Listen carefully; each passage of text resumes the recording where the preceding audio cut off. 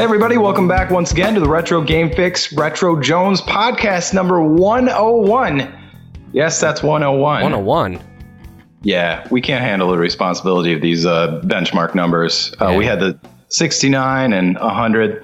We're on 101 now. I don't understand the significance of the number 69. What's going on there? Yeah, I don't know. It's just something that my parents told me about. No, I'm just kidding. Anyway, this is your host, Mitch. And this is Mike. And here we are once again, of course, skipping a significant milestone. But, you know, we'll come back with them someday. We'll just have like a fart reel or something like that through the, like 1 hour, 1 full hour for 100 if we ever come back to it or something. Of just farts, yeah. Yeah, I mean, this sounds like something we would do. So anyway, well, it's been a couple weeks here, I guess, with the holidays in effect. You know, that's just something that happens. So you know, as a result, we have some stuff to talk. So I don't know. Do you want to give out the contact info? Sure. It's twitter.com, youtube.com, facebook.com/retrogamefix, or the phone is 678-995-5103. Otherwise, email is questions@retrogamefix.com. Mm-hmm. That's us. So anyway, we got stuff to. I'll tell you what. Why don't we just kick it off with? Why don't we get the what's been going on stuff done recently? Does that sound good? Yeah, let's kick it off. Get it all the way. Go ahead, man. I got some news, but I know you got some stuff too. Yeah. So I had vacation at the end of the year, and that was awesome. And I played a ton of stuff. Most specifically, some Genesis games, Sega Master System. I started playing Golden Axe Warrior, which looks fucking phenomenal. It's still, you know, with the Sega stuff, it's always funny because it's every time I turn it on, I'm like, this, especially the late release games, always look like a half step in between like 8-bit and like Super Nintendo or something. Like it's like, so it's like 12-bit or something. Yeah, something like that. It's just, I'm always surprised how well the Sega Master System stuff looks. It's great, man. Golden Axe Warrior, I played through the entire thing.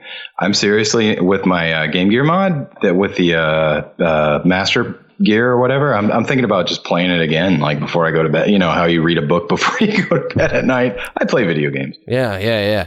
And then so I was going through. So I tweeted out my top 10 games of 2016.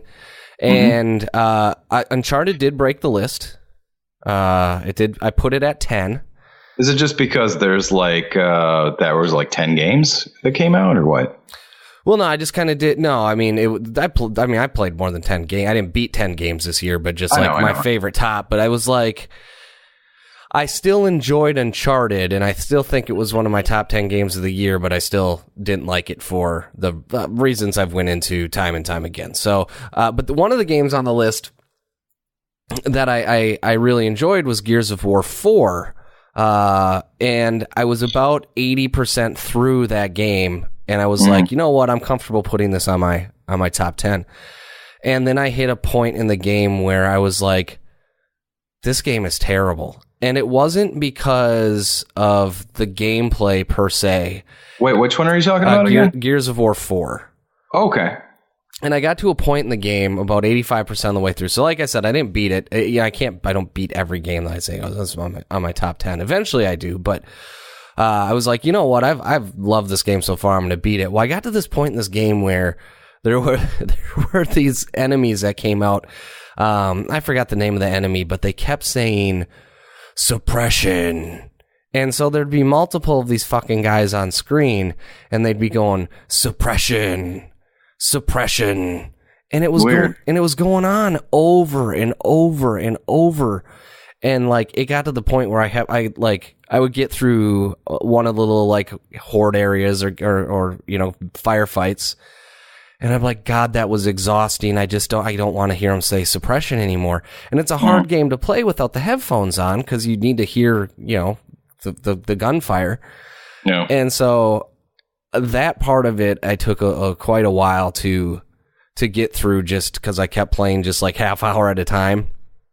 And then this morning I got to the end of the game and man, it was fucking awesome. So essentially, and there's going to be some spoilers in here, and I know you don't care, but just for anybody that might be listening, essentially it was like the war of like three races, right? There's the humans, and there's these robot fucking things, and then there's like the general, like monster guys, right? Mm-hmm. And these fucking monster guys are a pain in the ass, which is good. It was always fun battles, but they were always huge. And so anyway, by the time you get to the end of the game, and it's the last 2 chapters of the game, you get to take over these gigantic fucking mech warrior things.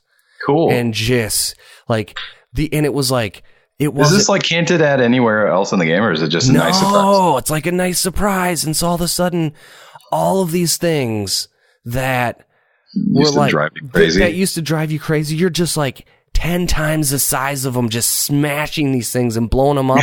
And you can call in like fire strikes on them because there's like people with helicopters.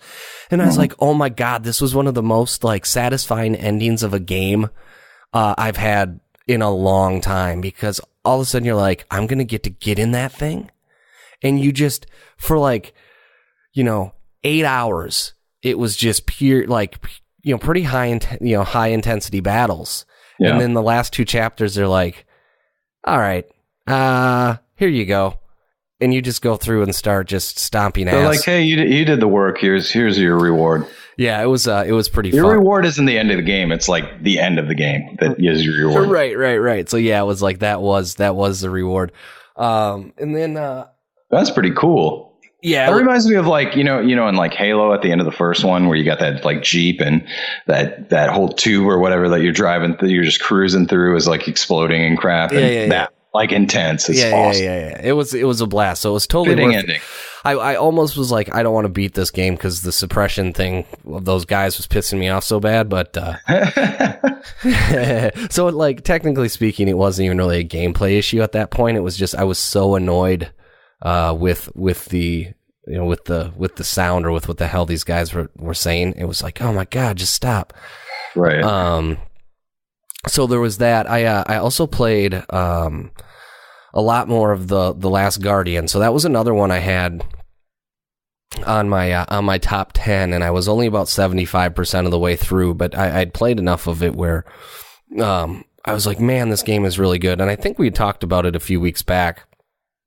But essentially, this game was in production for... Yeah, that's the one that was in production for... Like, it was like the Chinese democracy of video games. Yeah, it kind of was. And it had a wild production cycle. But anyway, finally came out on PS4. And it was funny because it got pretty mixed reviews because the controls were pretty average at best. You're trying to control this big, like... dog animal beast thing, right? And you're this kid and you can kind of give him commands, but he doesn't always listen. And I don't know if it's like my dogs. Yeah, and the controls were bad.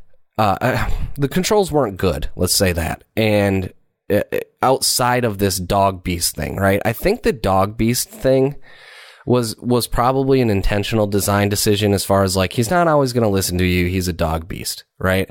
Yeah. But that's my dog beasts never fucking listen to me. Yeah, my dog beasts don't listen to me either. But the camera controls were shoddy, and sometimes the character didn't do what you wanted him to do. But the sense of companionship that you get the longer that the game goes, is something that I haven't had in a game before, and it's probably because I'm a dog person. But there was a point where, and again, spoiler alert real quick here. So if you have not finished The Last Guardian... Earmuffs. Yeah, earmuffs. I'm going to give you another 10 seconds to turn this thing down. Okay, so anyway, I'm telling Carrie, she's sitting here, she's watching me play it. And I go, she goes, is this thing going to die? I told her, I said, if this thing fucking dies, I'm going to cry, but I'm pretty sure it doesn't die. And right after I say that, like we fell through this roof and landed, and the screen kind of goes black for a moment, and I'm like, if this fucking thing dies, and my eyes started watering, and Carrie's like, you're such a pussy. And she's right. And I'm like, I know. And then it came up, and the dog beast thing wasn't dead yet, or did not die. But anyway, like, just, I was like, God, keeping me on the edge of my chair here. Yeah, no, the dog beast did not die. But man, what a game. And it's one of those things where there's a little bit of narration. The art style is awesome.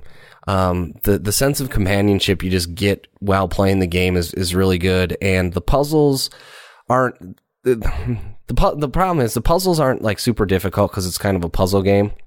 Yeah, but the controls often make it frustrating. But that said, I finally tied that one up, and man, that game is really good too. Mm-hmm. And then there was another game that I downloaded called Catherine.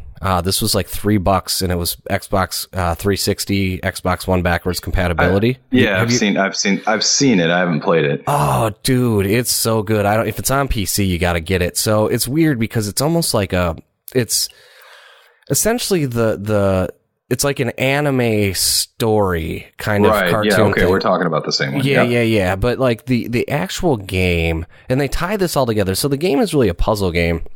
Mm-hmm. That was only $3. Yeah, it's $3 digital download during like some year-end sale they're having on Xbox One, but you can get it for like $10 for PS3 or something. But so I don't know if it came to, I don't know if they released it on PC or not. But the way they tie this together, right, is if you're dreaming and if you fall in your dream and you happen to die in your dream, then you die in real life. And so this guy has been having a ton of just like real life nightmares. Yeah. And so the story beat is always about like his personal life and stuff that's going on outside of there. But then every night when he goes to sleep, he ends up having a different nightmare. And that's where the gameplay is. And the nightmare is always some puzzle where you're trying to climb up stairs or boxes or things like this. And you can move boxes in different ways in order to climb up differently. And as you're climbing these stairs, as you climb, the stairs beneath you are constantly falling, right? So you start on like the lower level and you start climbing, and then the stairs beneath you start falling. And then if you fall and you die, then you die and you got to start over. And fuck, it's really, really good too. And I don't know if it's just been one of these things where I towards the end of the year here, I lost my interest in kind of the shooty, kill games. And so I started going like, what can I get back into that's just not all, well, after I just got done talking about Gears of War 4. But, what else is there for me to kind of jump into? So that's why I jumped into the retro stuff and some more. And then I saw this Catherine game and I was like, you know what? I always wanted to play this. And I played it for like an hour and a half. I'm not very far. I've only played for about an hour and a half, but man, it's good. I'm checking out pictures of it because it's exactly the one I thought it was. I don't remember. I think it is on PC, but there's like with one of the stairs levels or whatever. I see this like giant butt with like a tongue coming out of it or something that, chasing this guy. It's totally adult. It's adult content. You can tell by just looking at the when you type in for pictures as Catherine with a CATH. It looks like. Catherine may have been converted to PC. Yeah, I don't know. I gotta check this out. Oh my god, it looks sick though. Like there's some shit in here that I'm like, what the heck is that? Like this butthole that's like chasing after you? Yeah, man. It's there's a ton of sexual stuff in it. It's actually it's hilarious and like it's got like teeth and stuff. It's hilarious I'm outside of how offended I am by the adult content. It is really, of course. It is really, really good. They can't show butts on video games. So yeah, I played a bit of that, and so I can't wait to get started there. And then I went out and I'd never played through Mass Effect 1 on the Xbox 360, and it never came to PS3. So I went out and picked up the trilogy of that because it was like $30, and it came with a cool. Could you play Mass Effect 2 without having a save game of Mass Effect 1? Yeah, you could. You just kind of had at the beginning they gave you like hey, where do you want to start? Do you want to start with this kind of ending, or what type of player are you? And they've kind of patched it in. But I have Mass Effect on PC, but I decided I kind of wanted to get the achievements on Xbox, so I went and picked that up. And then the last little endeavor that I really went into was getting Mario Kart hooked up to the sim racing seat. Yes. So that's such a cool idea. Like, what made you think of that anyways? What the fuck how did I think of that? I don't remember. I do remember. I was listening to the Giant Beastcast or Giant Bomb podcast, one of the two, and the guys were talking about arcades, and they had asked that someone had mentioned the Mario Kart arcade, and I was like, God, Mario Kart arcade would be so much fun.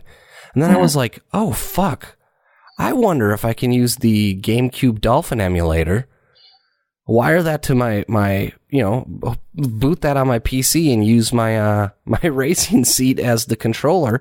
And no shit, they have a setting for steering wheel. Who would have thought, man? And it works. And like I was telling you, I haven't got it fully working yet because I'm having some weird piece where it doesn't like the force feedback. Yeah. And it's not letting me completely disable it, because whenever I disable it in the wheel, I can get it to work if I disable it in the wheel.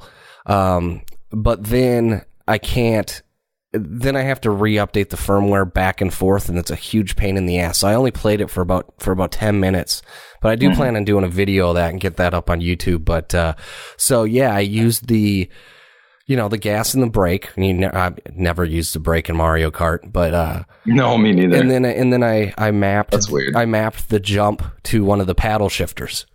That makes sense. And then so it works really well. And the emulation is perfect on the Dolphin emulator. So I was sitting there trying to go like, I stopped and was like, what other games are there that I'm like, oh man, that'd be cool? And that there's nothing I can really think of outside of Mario Kart. No, I can't think of any either. That I was like, I mean, maybe like Twisted Metal. If I could get Twisted Metal. Is there an emulator for like Dreamcast? That's a good question. I don't know. It'd be fun to play some Daytona on that, wouldn't it? Yeah, but I was trying to think. I can probably. Oh, you're just thinking of GameCube games? Well, no, I mean, isn't there a newer version of? Can I download Daytona on like PC, or is Daytona not on? I guess it's you probably. You can get that on your Xbox. Duh. You can get that on PSN or something. I don't know. Yeah, I could probably find a way to get it. So they had remember they remastered it a year or so ago. Yeah. Never mind. Don't even bother with the janky shit. Yeah, and then the only other thing was I used to do the gaming on kind of the theater screen, but my house started to get taken over by the baby some more, and so now that's in front of the theater screen downstairs, and so I moved the racing seat, and I just mounted one of my 40-inch TVs to the racing seat, which actually works quite nice because then I don't have to move the seat around. It's kind of just sitting wherever, always hooked up, and so if I wanted to sit down and do some racing, I just sit down and do some racing. It's pretty funny because Carrie was like, I've never really used this racing seat thing. I want to do it. So I was like, all right, cool. So I turned on Forza Horizon 3 for her.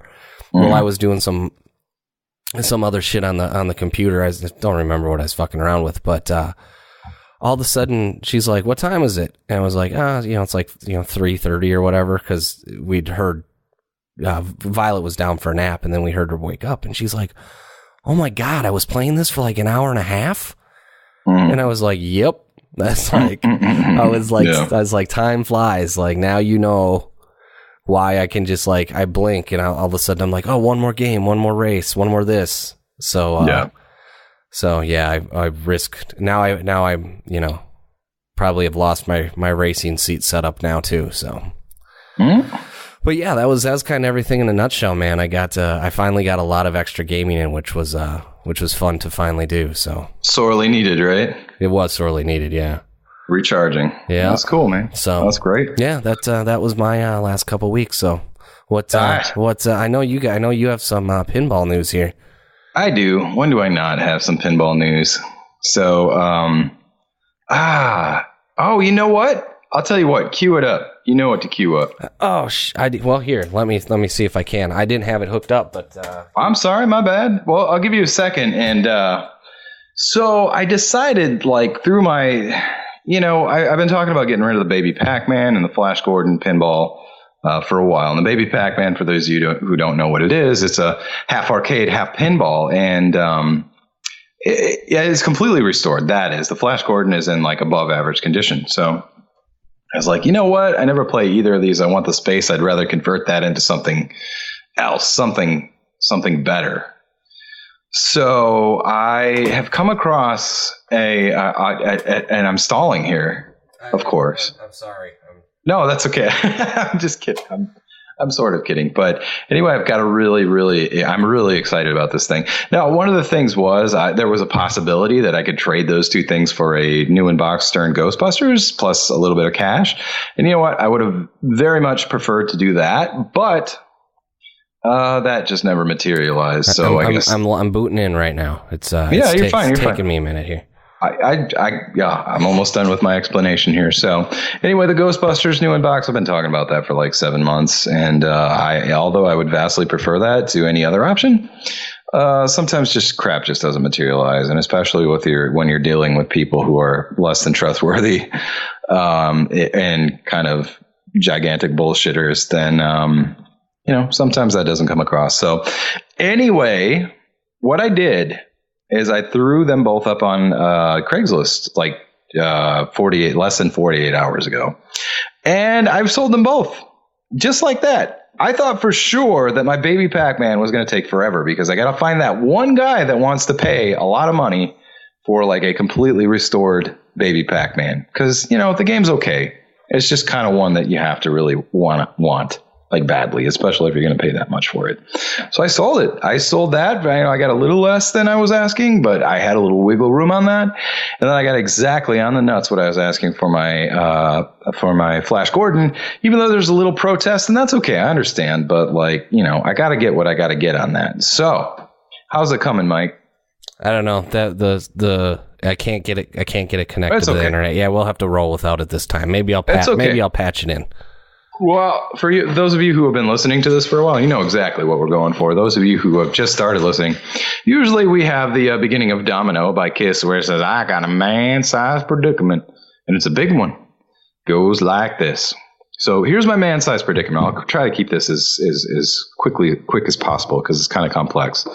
So one of my really favorite System 11 games is Taxi.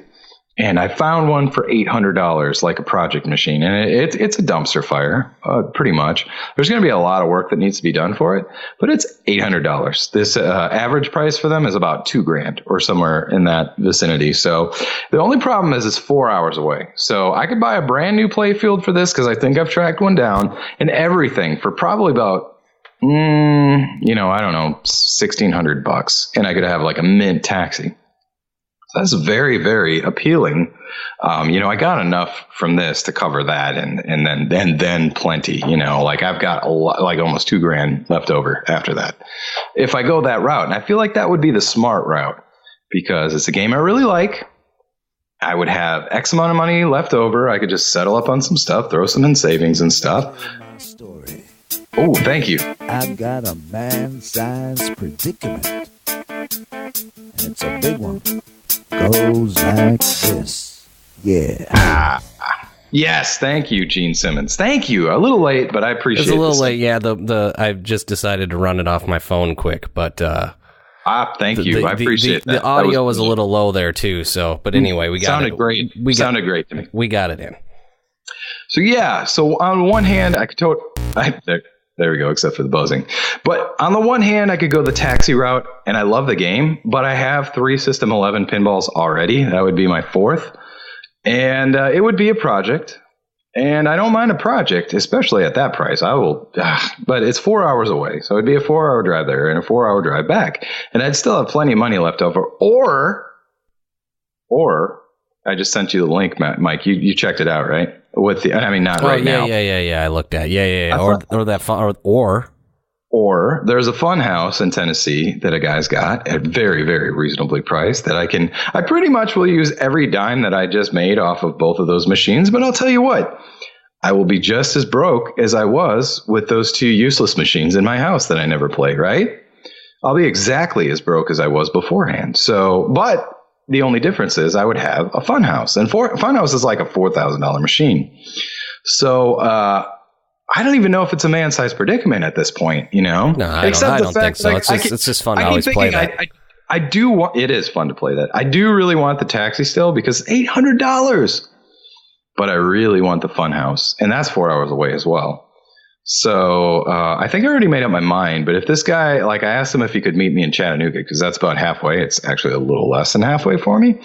I'm kind of cheating there, but like if he can meet me there, which is 2 hours away, I will totally do this like this weekend. You know what I'm saying? I'll have a Funhouse in my house. And that's like one of my grails, dude. I remember when that came out back. Do you remember going to Pocket Change when they first got that in, like somewhere in the early 90s? I don't know. I don't actually. I mean, I remember seeing it. I don't remember enough about it though. Well, I wasn't really into pinball at that point, to be completely honest. But I was just amazed by like Rudy's head on there and how he interacts with you and how he's a smart ass and how he, just smart talks you and stuff like that, and how he really his eyes follow the pinball and stuff like that when you hit certain targets and stuff. It's so cool. I still have that feeling about it. Like I played some of the last Southern Fried Game Room Expo, or the one before that was the last time I played it. And man, I was just jamming on that thing for a while. I really had fun on that game. So I got to get it. I think I got to do it, Mike. Yeah, I think so too. I'm with you. I think that's just one of those that just, you see it. Everybody knows Funhouse. Everybody does. Yeah. It's amazing. The technology was amazing then and like jaw dropping and so clever. And I still think it is now. I don't, honestly, no disrespect to Stern, but I don't see them coming anywhere near that level of creativity. That's just innovation, in my opinion. Mm-hmm. So even Pat Lawler, when he came in with Dialed In recently, the guy, Pat Lawler is awesome. If I get this Funhouse, I'll have like 4 of his games.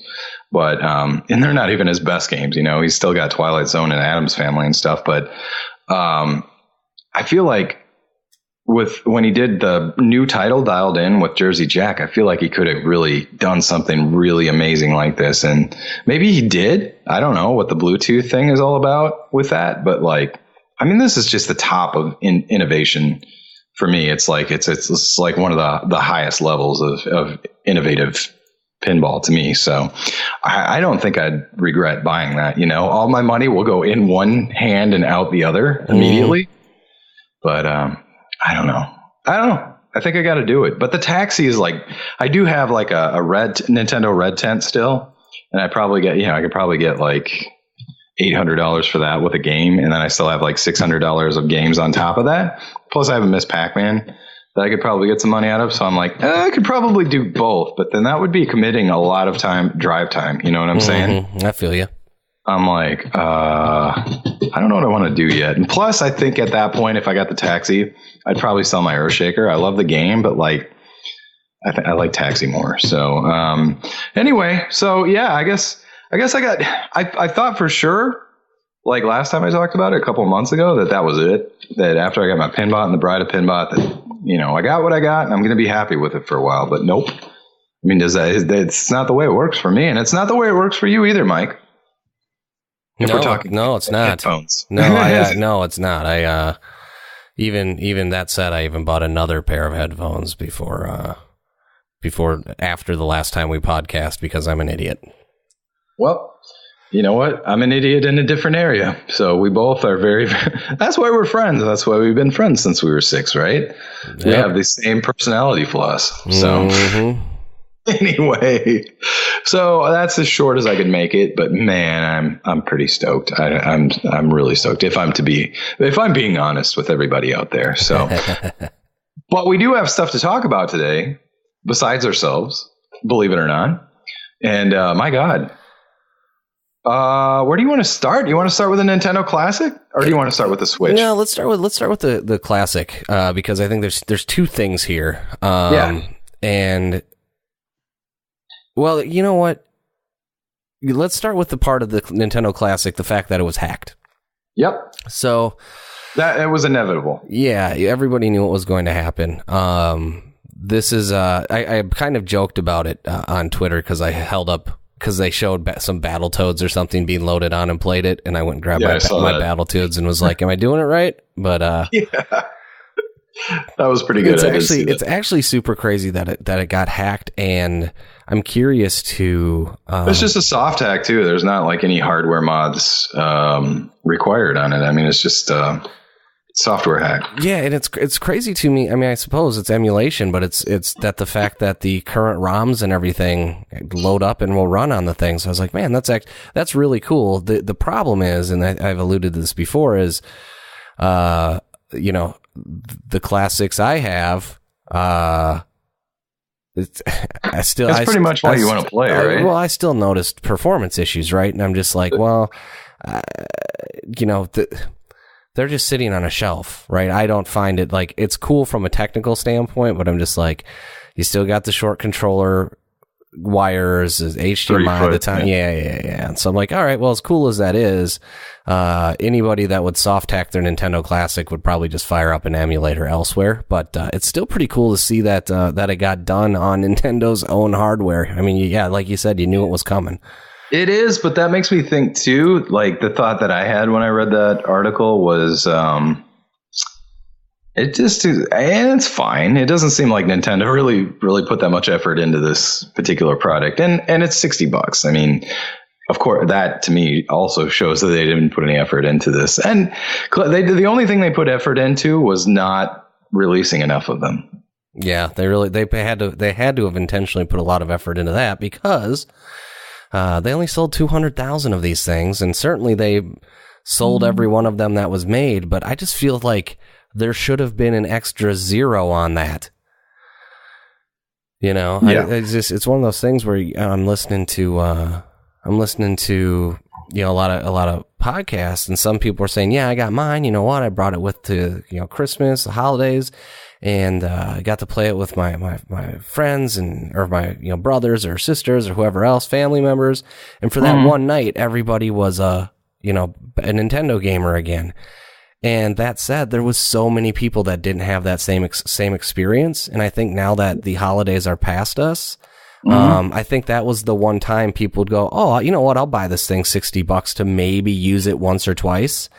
And I just feel like they maybe left a lot of money on the table, and they're not going to get nowhere near those numbers, I don't think, now. But, I mean, that's all estimates. Who knows what it would have really sold anyway. But it's a little disappointing to see 200,000 when I was thinking like 1 million, and they just didn't either. And I'm even wondering now, you still can't find them. So I'm just wondering if maybe there was some huge manufacturing hiccup somehow. But no, it's Nintendo. That's the proof right there. Yeah, it is Nintendo. They would have sold at least 200,001 had I been able to get my hands on one. Yeah, well, and I guess the other piece of it is the software or the hardware that thing is made out of. There's no reason that they shouldn't have been able to find other manufacturers to help with the load. Yeah. You know what I mean? Like there's nothing that thing isn't rocket science to have people press boards and shoot them push them things out the door. Especially how cheaply these things were made. Yeah. So I think that's bullshit. I call bullshit on that. Like it's Nintendo. It's like a compulsive bullshitter that I was talking about earlier. You know what you got. That's all the proof you need, that particular individual or that particular company. You know what I'm saying? Right. So yeah, I don't know. Nintendo Classics, you still haven't found one. Still tons of people that haven't found one, but I haven't really been looking either. I don't honestly, I don't care. If I never end up with one, I don't give a shit, to be honest. I have every game that I want on the original hardware, and I don't know. I don't game like that. I don't really need a game like that. You know what I'm saying? Yeah. Well, and eventually you'll walk into a store and see one and be like, oh, do I still want that? And I'll buy it when they decide to sell me one. Yeah. So there's that. But speaking of numbers, the Nintendo Switch pricing, release date, and actually previously the amount of Switches available at launch was revealed. I want to start with the amount of Switches available at launch because we had talked about it briefly on another episode, but I didn't connect the dots on how little of these are going to be available. So there's going to be 2 million available, and I thought, oh, okay. They said 2 million in the fiscal quarter, and the release date is March 17th, or in the first quarter of 2017, and maybe it's fiscal. I don't know when the fiscal quarter ends, but anyway. Well, the 2 million I thought was specific to North America. That's 2 million worldwide. I am really concerned about the ability to get your hands on one of these things.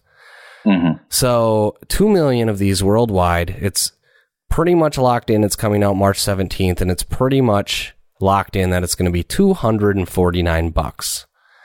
So they hit the that's a good price. That's pretty much what we thought, right? Yeah. So that's a solid price. And I want one so bad. And the rumors are that it may be launching with Zelda.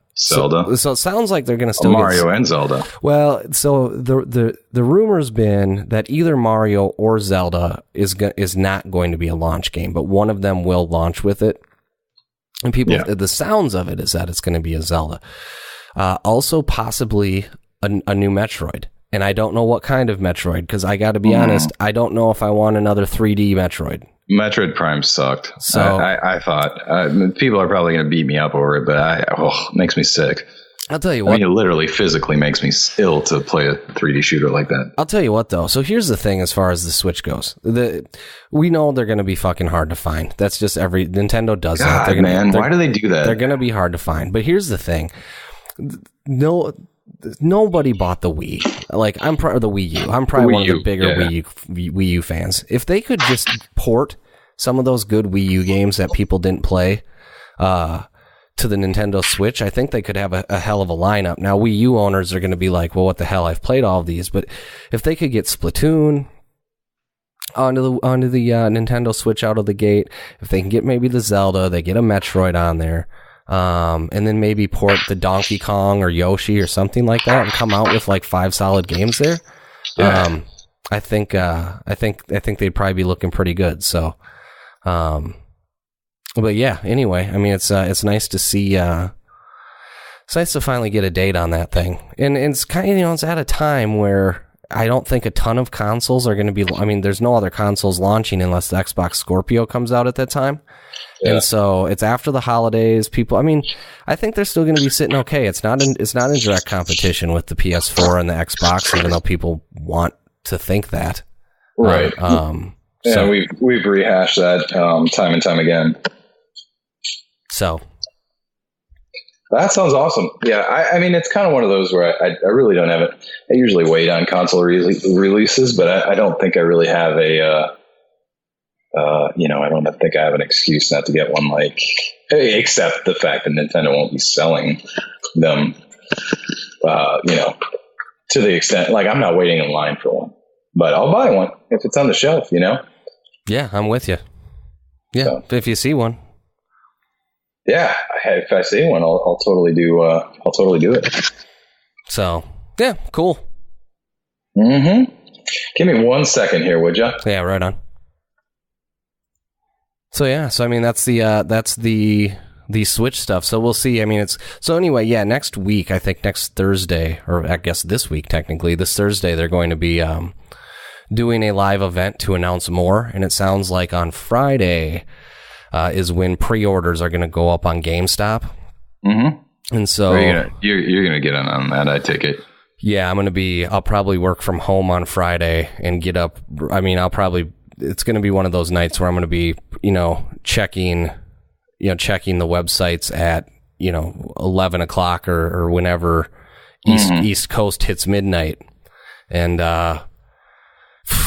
be trying to get in on one of those, because this is just one of those that I don't want to miss out on, and it pisses me off that they do this, but generally the way pre-orders are supposed to work is certainly pre-orders could sell out if there's a ridiculous high demand. Obviously you want to put a number on it that's like, hey, we can only actually make so many of these. Mm-hmm. But the fucking part is they're going to let people pre-order, but we already know there's only going to be 2 million released. So it's like generally a pre-order is you use the pre-order, the numbers from the pre-order to gauge how many units you should actually order from the manufacturer. But Nintendo's already decided that it's going to be 2 million because they're fucking idiots. So, so Nintendo being Nintendo. But anyway. Well, yeah. That's what I'm saying. With the we were talking about the Nintendo Classic. Was it actually meant? No, it wasn't dude. There's no way it was a manufacturing problem with that, and there's no way that when the short demand, they're trying to drive up demand with crap like this, and you know it's going to happen. And again, I'm not going to. I want to Switch when it comes out. I mean, it's super affordable, but I'm not going to fucking wait in line for 8 hours for it. You know? No, I'm not. I'm not going to wait in a line for 10 minutes for it. Okay. Yeah. No, I know. And this is going to be one of those things. Again, it's going to be one of those things for me. I'll get it when they sell me one, you know? Yeah, that's kind of it. I mean, if I come across more and I have the ability to order multiple, whether it's like Amazon and GameStop or Best Buy, I will, because there's going to be people that I know that want them. Yeah. And so there it is. But, it's going to be Nintendo making the scalpers rich again. So yeah, we'll see how that goes. But anyway, yeah. So moving on, I didn't talk about this earlier because I knew we were going to talk about it, but I went out and bought more Wii games this last couple weeks. And you know what? Side note on that, I just actually looked at our Twitter feed while we've been going through this stuff, and you got all those this week? And like the last week and a half, yeah. So, dude, you got some awesome games. Yeah, so the Metroid Prime trilogy, and we just kind of hit on that. I'm not a super fan of that series as well, but that's the only one on that though. I'd be like, I'm not interested. Yeah, it's a little tougher to find, so I figured I'd grab it. They had a mint condition copy at GameStop, and it was kind of the only one, and I was like, oh, okay, I'll take that. I would grab it just to own it. I don't think I'd play it though. Yeah, that was kind of that one, and then Super Punch Out, which is it's fantastic on the Wii. So good on the Wii. So good. And it's like, and so I grabbed that, and then I grabbed Super Paper Mario, same thing, fucking fantastic game. That I'm jealous of both of those titles for sure. And then I picked up this game called Mad World, and I didn't even know what the hell this game was, but I see it on a lot of people's like top Wii games, right, of all time, and they were saying, well, it's a little more difficult to find, and I hit eBay, and it certainly wasn't really difficult to find, and it's usually only around $10. But I went to maybe I even said this because when we podcast last time, did I have Mad World yet? I think no. Maybe not. I don't remember. No, we didn't talk about it. I didn't know about it until a couple days ago. Okay, gotcha. So I saw that sitting on the shelf for like $6 complete. So I was like, oh, I'll grab that too.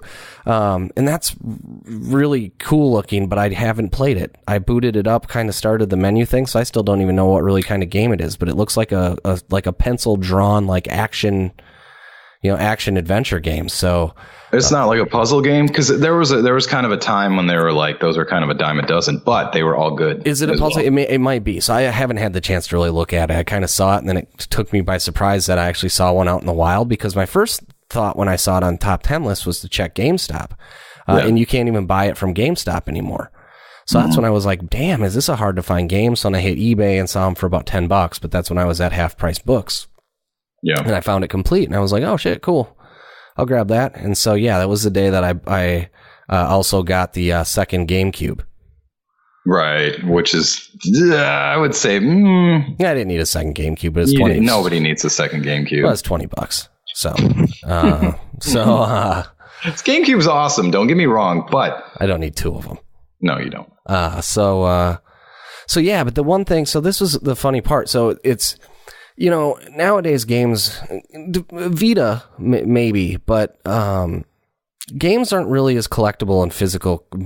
New games, modern games aren't really collectible as they were, because with Xbox 360 and PS3, you started seeing manuals become a thing of the past. You just didn't see them in the games. And we have an article on the website about this, but the manuals are such a fun thing. Just some of the art and the controls, and there was always a little bit of lore. And yeah, I mean, you can really just get the story of that. I mean, back in the day with the NES, especially, and Super Nintendo, Genesis, all that crap, you'd really get the backstory, because there's only so much of a story that they can tell in the actual game back then, that you would have to use the manual to kind of supplement that, to kind of jumpstart your imagination on some stuff, Mm-hmm. Yeah, and so that was like, And with the Wii, and this wasn't all the third-party stuff, but Nintendo at the time was still kept it very classic in the fact that you got high quality with the Nintendo games, and you got cool disc art, and you got, they moved to, kind of cheap plasticky CD cases.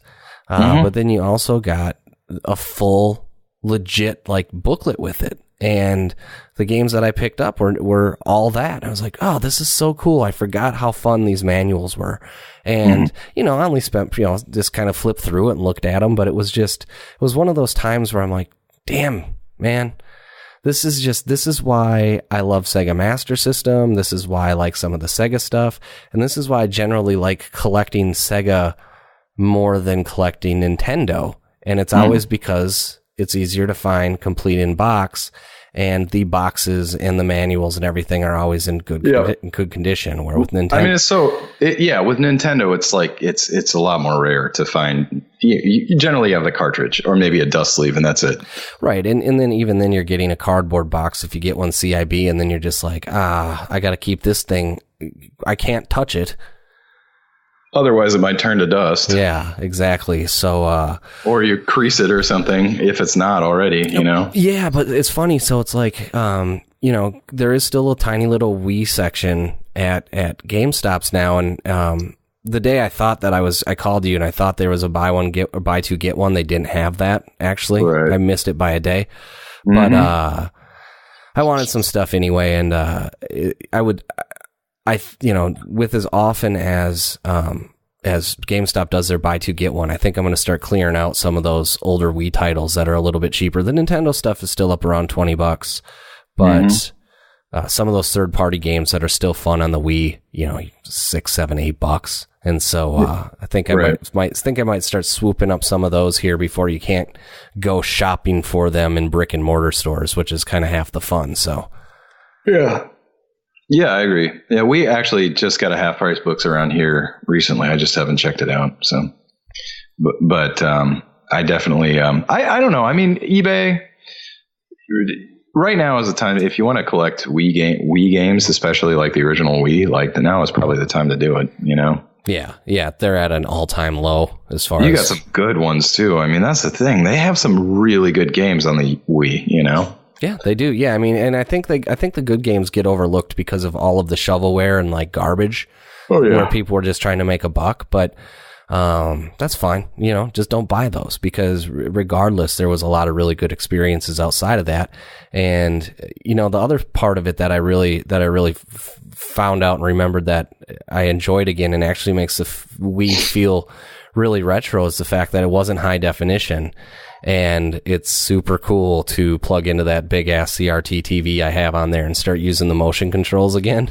Yeah. And just going like, all right, these are gimmicky, but you know what? They're still fun. And so they implemented them well. I mean, they're used well in most games. Yeah.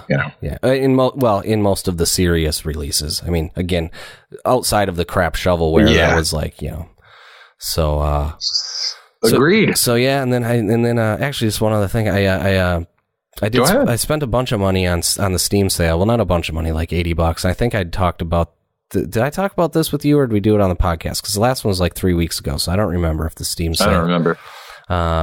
But picked up Stardew Valley. I don't even remember what I picked up, but I'll talk about it next time. But yeah, Stardew Valley, the Turing Test, I think it's called. The Talos Principle, which is a puzzle game.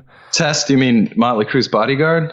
No. And then, there's an obscure reference. Yeah, I know, right? And then, man, what the hell else did I pick up? I picked up 2 other games. Anyway, that's bad podcasting. I don't even remember what I bought. It kind of just jumped into my head, and I haven't had the chance to play them yet. But what I really wanted to pick up was Stardew Valley, because I know your wife, I think you've mentioned she's a big fan of Harvest Moon, and this is kind of...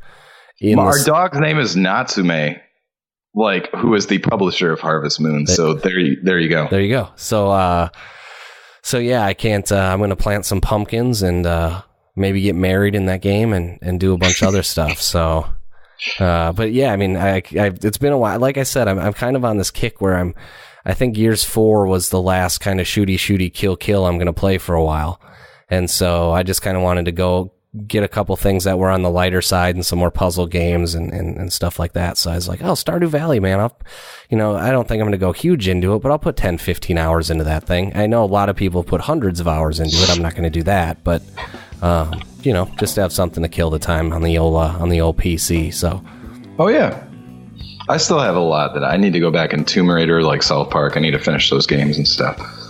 But Yeah, that's awesome, man. That's why I'm like, every Steam sale, I always buy more than I can play, you know? Mm-hmm. That's how they get you, man. They got my ass, but no, I mean, it's worth the price. So, anyway. But yeah, great, man. Well, that's cool.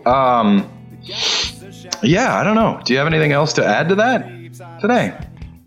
No, I don't. Like I said, I think I know there was more, but I did a really terrible job at keeping notes on all of the things we were supposed to talk about today, and so I'm going to try to do better for next time. I think you did fine. So, all right. Well, let's wrap it up then. For RetroGameFix.com, I think the Retro Jones podcast, I think episode 101, right? 101, let's go with that. Yep. This is Mitch. And this is Mike. We'll see you next time. See ya.